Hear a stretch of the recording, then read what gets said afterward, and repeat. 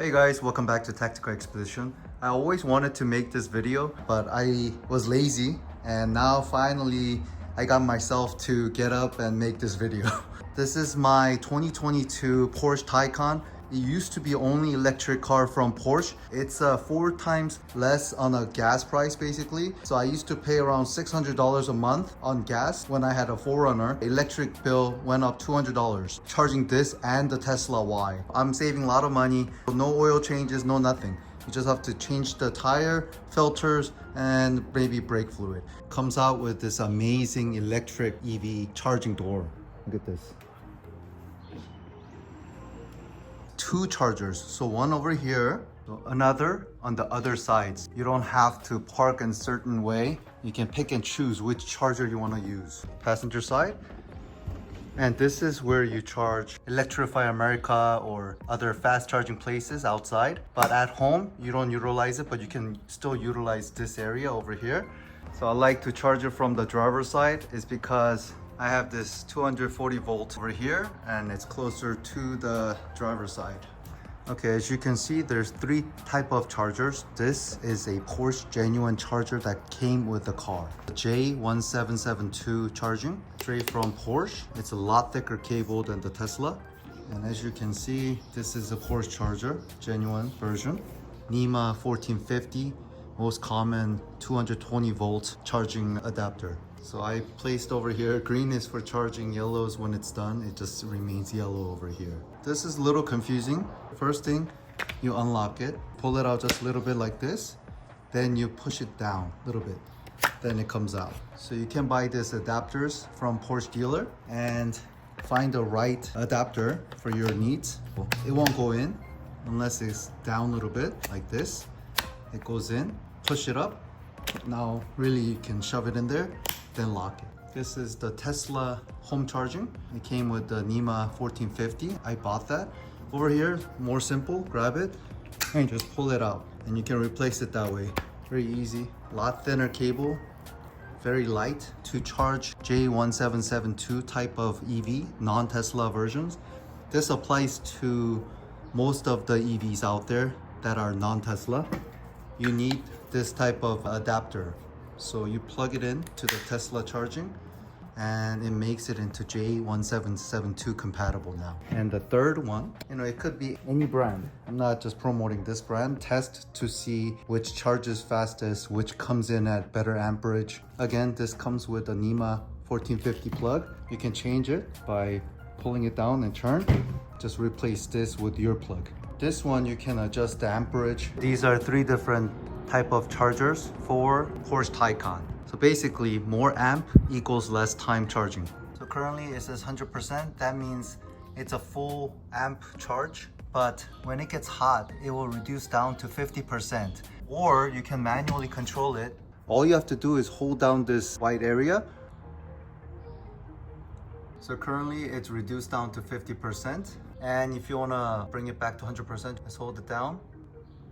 Now it's back to 100%. It'll take double the time if you do 50%, obviously. Charge, open this up.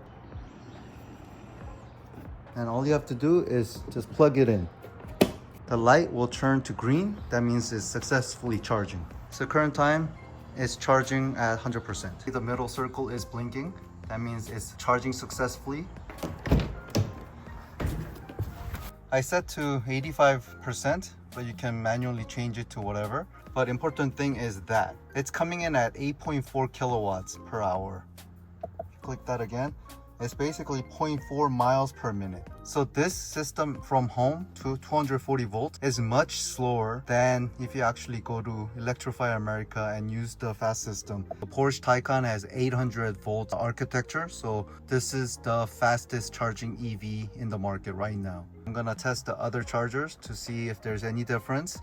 My experience, that Porsche Charger, it overheats a lot. Some of the time, it reduced the charge to 50%. That means it will go down to 4 kilowatts. Overall, my battery health is pretty good. Charging it to 85%, I can drive about 230 miles, up to 100%, 270 miles. I only drive with the sport mode on, electric sport sound on. To remove or stop, press that button and it will turn to white and the ambient light will come on, just like that. press a button and take it out. And it automatically closes, but I like to make sure it closes. So sometimes I use the Porsche Charger only when my wife is charging at the same time. This is a NEOCHARGE, so I can plug in 240 volt and I can just plug it in here. The one side I plug in my Porsche, that's the secondary charger, and my wife gets the primary charging right here, and then we plug in Tesla.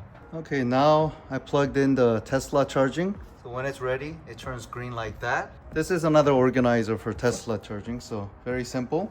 But to charge my car, we'll utilize this adapter and just have to plug it in. And also Tesla has a lot longer charger and easy to manage and manipulate because the wire is a lot thinner. Let's open that. And same thing, just plug it in and let's see, the light turns green. Okay, perfect, successful. Charging when the green light goes down like that. When there's an error, it turns red, and when it goes down on amperage because of overheating and stuff, this part will turn red. So while plugged in, it's coming in at 6.7 kilowatts per hour. So a little bit slower than the Porsche Charger. I only use Tesla Charger because it gives me zero problems. It never slows down. This speed is good enough, 0.3 miles per minute. But I charge it overnight, so it's sufficient to get to the 85%. To end the session, press that. Let's wait for the white light and the ambient light. Press this button, take it out, close this, and that's it. So this is a display right now. So let's do amperage. Now it's at 40. You can hold down to it, see? And you can change the amperage. So let's plug this in, remove the cap.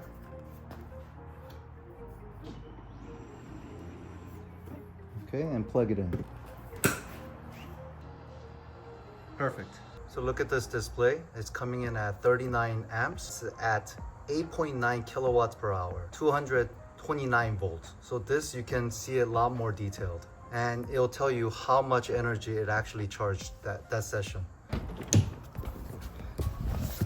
This is the aftermarket charger. It's coming in at 8.3 kilowatts and it is charging perfectly fine. I guess the outside meter is a little bit different than this wattage. So 8.3 is again 0.4 miles per minute.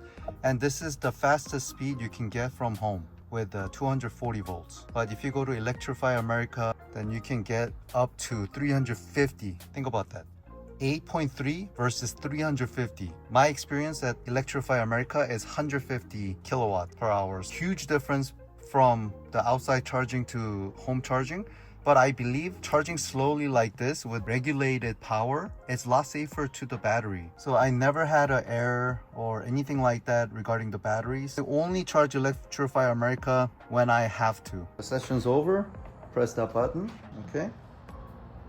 And take this out like that. But let me show you what it looks like from the app.